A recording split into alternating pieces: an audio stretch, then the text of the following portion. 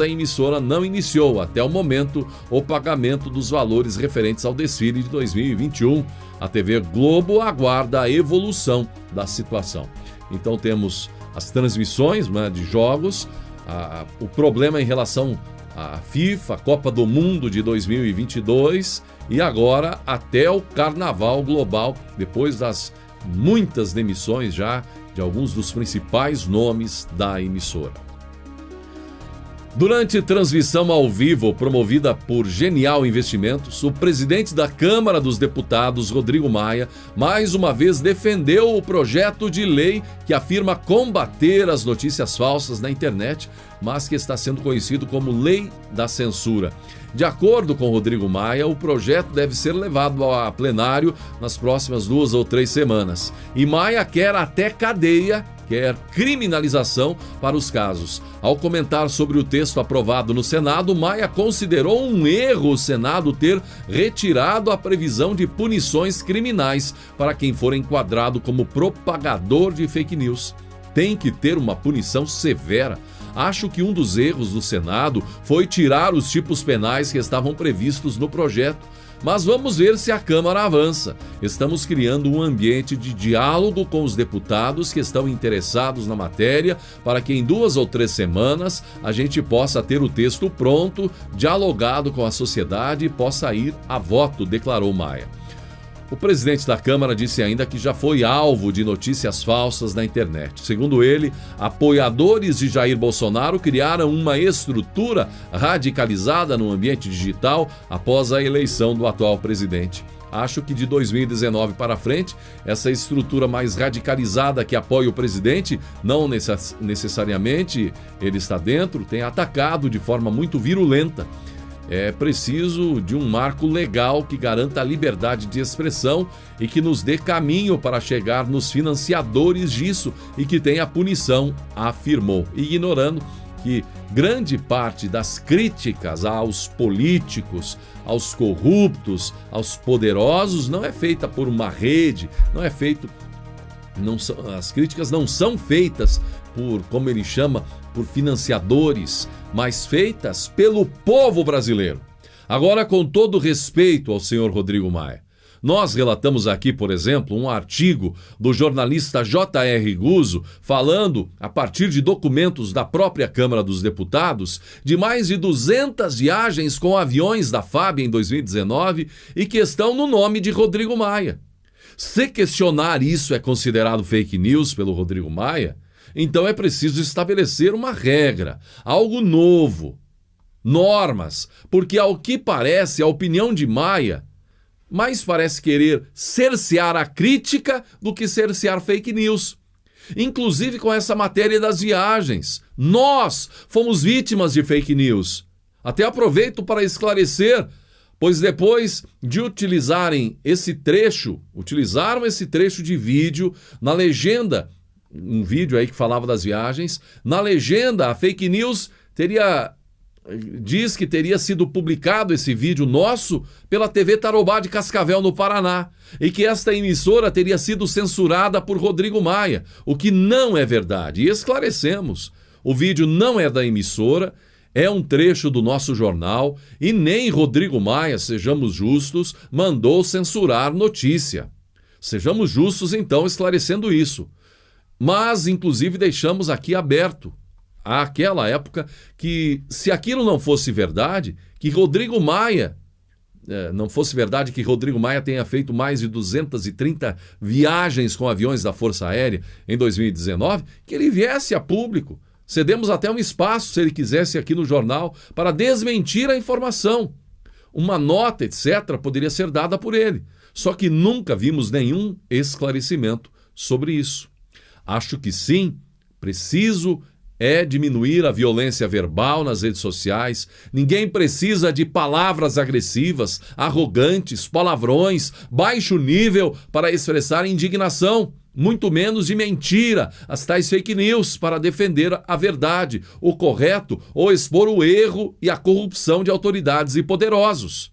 Mas chegar ao ponto do que Maia está defendendo, isso é claramente defender um AI-5 contra as redes sociais. E o que é mais grave, um AI-5 contra a sua liberdade de expressão.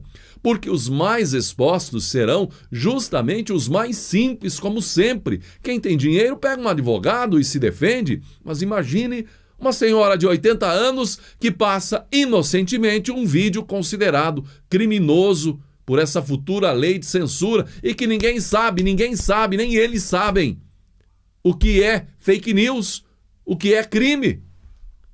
Ninguém sabe. Até aqui vimos aí crime ser a crítica contra poderosos. Maia quer que essa idosa de 80 anos seja criminalizada? Veja então o perigo que estamos correndo.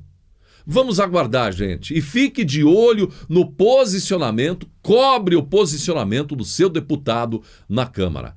De tal modo que repetimos aqui o que disse o relator da ONU, o relator especial das Nações Unidas para a proteção da liberdade de expressão, David Kaye, que afirmou que o direito à privacidade não foi devidamente considerado no projeto de lei das fake news, mais conhecido como PL da censura. Kaye diz que o Brasil pode ser um dos primeiros países democráticos a adotar uma medida de rastreabilidade em serviços de mensagem. De acordo com o relator, a medida fragiliza o debate público e promove a autocensura. Se as pessoas pensam que o fato de compartilharem informações as tornará rastreáveis, o direito de privacidade já foi afetado. Uma das formas mais importantes de combater a desinformação é ter uma imprensa independente, declara o representante da ONU. A produção de cereais, leguminosas e oleaginosas para 2020 foi estimada agora em junho em 247,4 milhões de toneladas. Com isso, se manteve em patamar recorde em 2,5% acima da safra de 2019, o que representa mais de 6 milhões de toneladas. O resultado é também 0,6% maior que a estimativa de maio, em mais 1,5 milhão de toneladas. Os dados fazem parte do levantamento sistemático da produção agrícola referente a junho, divulgado pelo Instituto Brasileiro de Geografia e Estatística. A área a ser colhida é 2,2% acima da registrada em 2019, que, com o acréscimo de mais 1,4 milhão de hectares, atingirá 64,6 milhões de hectares. Os três principais produtos deste grupo são o arroz, milho e o soja. Somados, representaram 92,3% da estimativa da produção e responderam por 87,2% da área a ser colhida. A região Centro-Oeste responde por 115,8 milhões de toneladas na distribuição da produção de cereais, leguminosas e oleaginosas. As demais regiões, Sul, 73,6 milhões de toneladas, Sudeste, 25,6 milhões, Nordeste, 21,9 milhões e o Norte, 10,5 milhões. E esses dados são curiosos e é importante saber, na distribuição da produção pelos estados, Mato Grosso lidera como maior produtor nacional de grãos. Parabéns, Mato Grosso, com uma participação de 28,4%. Seguido pelo Paraná, parabéns Paraná, 16,4%. Rio Grande do Sul, 10,7%. Goiás, 10,1%. Mato Grosso do Sul, 7,9%. E Minas Gerais, 6,1%, que somados representam 79,6% do total nacional. Com relação à participação das regiões brasileiras, tem-se a distribuição, então, Centro-Oeste 46,8%, Sul 29,8%, Sudeste 10,3%, Nordeste 8,9% e Norte 4,2%. Mais uma vez, tiramos chapéu ao glorioso produtor agrícola do agronegócio, você da agricultura familiar, que faz o Brasil ser essa potência, o celeiro do mundo e que mais uma vez vai salvar a pátria sim no pós-pandemia. Conta uma lenda austríaca que em determinado povoado havia um pacato habitante da floresta que foi contratado pelo Conselho Municipal para cuidar das piscinas que guarneciam a fonte de água da comunidade. O cavalheiro Com silêncio, tranquilidade, inspecionava as colinas, retirava as folhas e galhos secos, limpava o limo que poderia contaminar o fluxo da corrente de água fresca. Ninguém observava suas longas horas de caminhada ao redor das colinas, nem o esforço para a retirada de entulhos. Aos poucos, o povoado começou a atrair turistas. Cisnes graciosos passaram a nadar pela água cristalina. Rodas da água de várias empresas da região começaram a girar dia e noite. As plantações eram naturalmente irrigadas, a paisagem vista dos restaurantes era uma beleza extraordinária. Os anos foram passando. Certo dia, o conselho da cidade se reuniu como fazia semestralmente. Um dos membros do conselho resolveu inspecionar o orçamento e colocou os olhos no salário pago ao zelador da fonte. De imediato alertou os demais e fez um longo discurso a respeito de como aquele velho estava sendo pago há anos pela cidade. E para quê? O que ele fazia, afinal? Era um estranho guarda da reserva florestal, sem utilidade alguma, argumentou ele. Seu discurso a todos convenceu.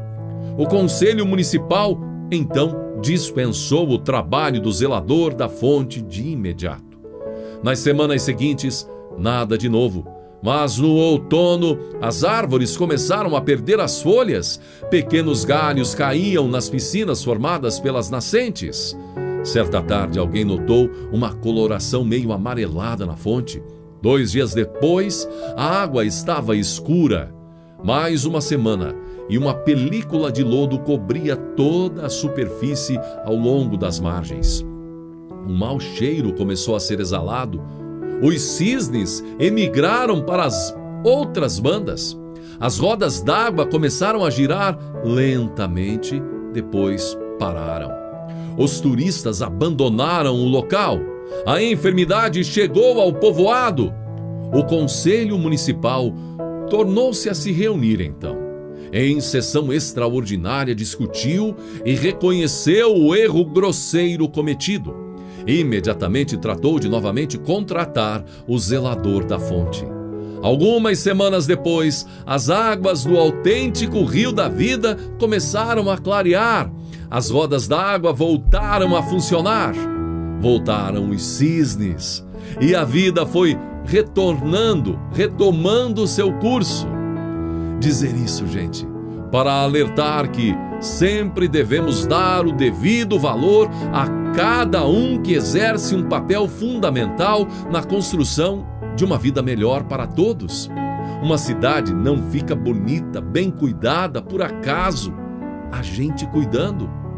Quantas pessoas passam seus dias, muitas sendo mal remuneradas, fazendo suas atividades que tornam um local mais belo, uma empresa mais bonita, a sua casa mais aconchegante, garantem nossa satisfação, conforto, segurança e cuidado. Pense nisso e aumente sua percepção da importância de cada pessoa no nosso dia a dia. Obrigado pela atenção, que Deus abençoe a você e a sua família.